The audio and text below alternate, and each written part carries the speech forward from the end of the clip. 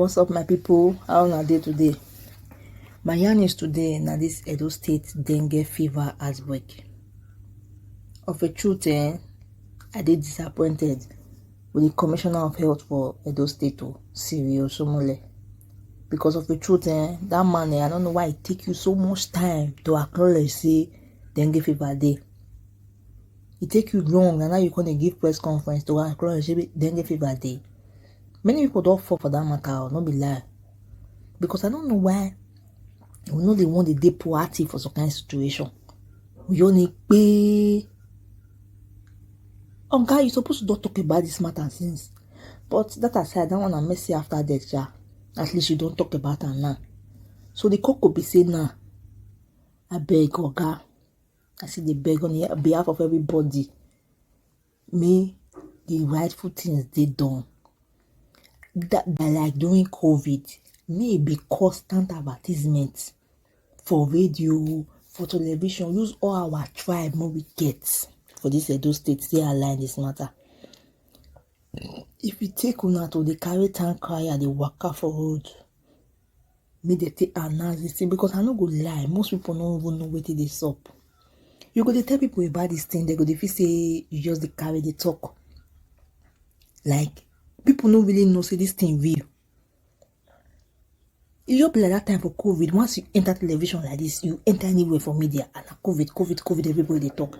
I once made that thing happen for Edo State. When you see once you enter, if na bus you enter, if na radio you own, if na television you own, anywhere you enter, you go see say people talk about this dengue fever. You dey put up our face so that we go know and we go dey cautious.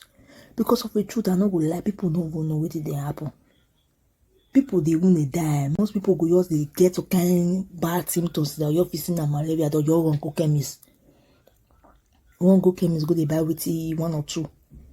Take 1 or 2 before you know 1 week don't go. Time they go. 2 weeks don't go. They know what we cover. Before they go say, this is all the serious. So move.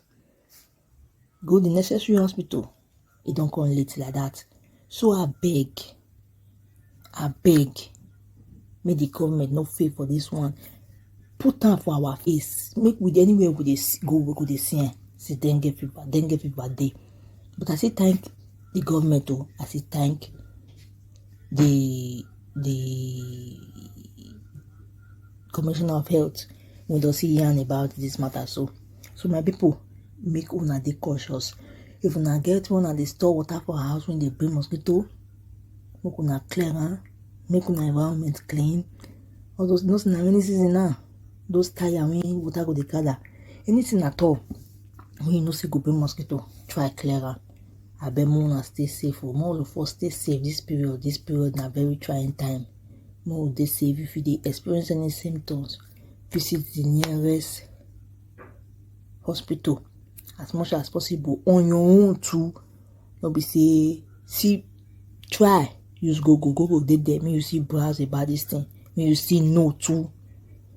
My people, una no forget to like, una no forget to share this update too, una no forget to subscribe, and una no forget to touch that bell. My people, una do.